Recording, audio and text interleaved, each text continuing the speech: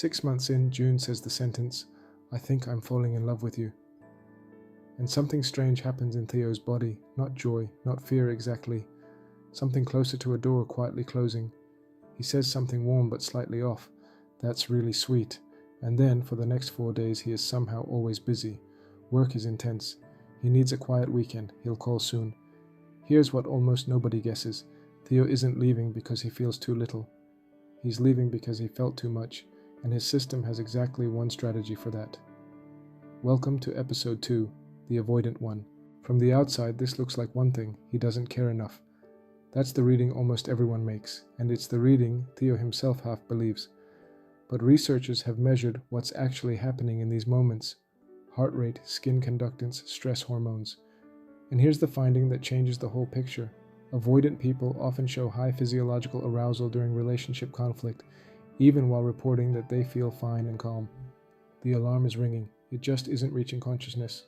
The volume knob was turned down a long time ago. So where does a volume knob like that get installed? Usually not in a dramatic home. More often in a home where big feelings simply had nowhere to go. A child cries and the response is a well-meaning, "You're fine, don't be silly." A child is scared and gets handed a distraction, nothing cruel, nothing you'd even remember as a wound. But a child in that home learns a very reasonable lesson. Reaching out doesn't bring comfort, it brings awkwardness, so they stop reaching. And here's the part people miss: this works. The child does calm down. They become the easy one, the independent one, the one who never needs much. They learn to self-soothe because self-soothing was the only option on the menu. As an adult, this becomes a set of moves researchers call deactivating strategies, small automatic things that turn the closeness down.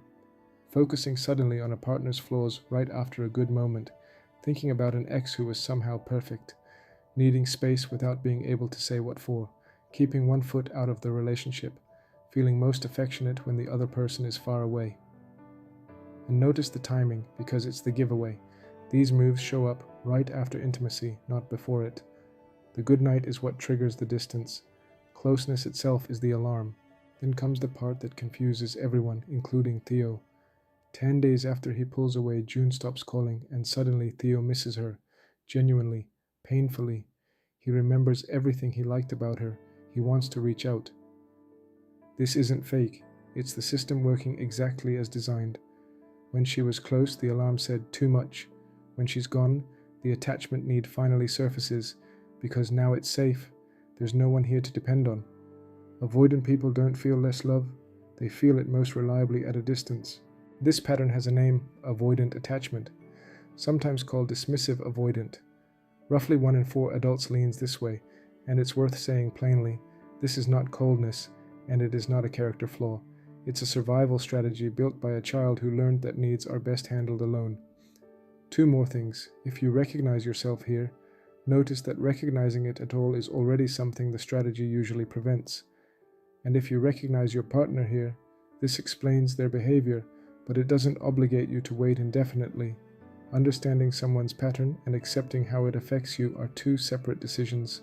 So what actually helps? If this is you, fix number 1. Catch the shutdown while it's happening. Deactivation is fast and it feels like a legitimate thought, not a reaction. I just need space. She's a bit much. Maybe this isn't right. So use the timing test. Did this thought arrive right after a moment of closeness? If yes, treat it as data about your nervous system, not data about your partner. And then say the sentence out loud, even just to yourself. I'm deactivating right now. Naming it doesn't make the urge disappear. It just puts a small gap between the urge and the leaving.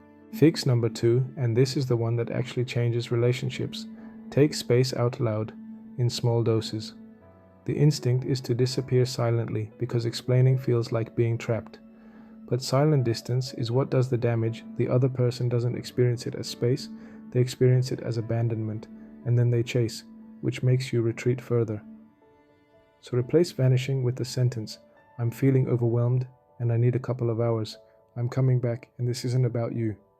That sentence does 2 things at once. It gets you the regulation you genuinely need, and it keeps the other person out of panic. Space with a stated return isn't withdrawal. It's the first version of intimacy that an avoidance system can actually tolerate. 2 months later, June says something vulnerable again, and the door in Theo's chest starts to swing. Of course it does, that hasn't changed. but this time he notices it happening. He doesn't fake enthusiasm he doesn't feel, and he doesn't disappear for 4 days either. He says, "Something just tightened in me. It's not about you. Can I take an hour and come back to this tonight?" He comes back that night. That's the whole thing. He came back.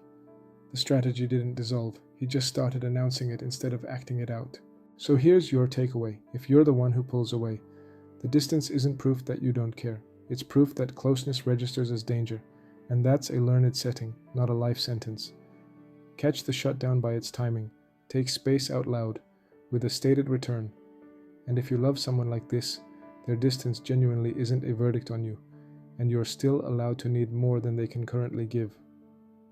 Next episode is the one this whole series has been building toward.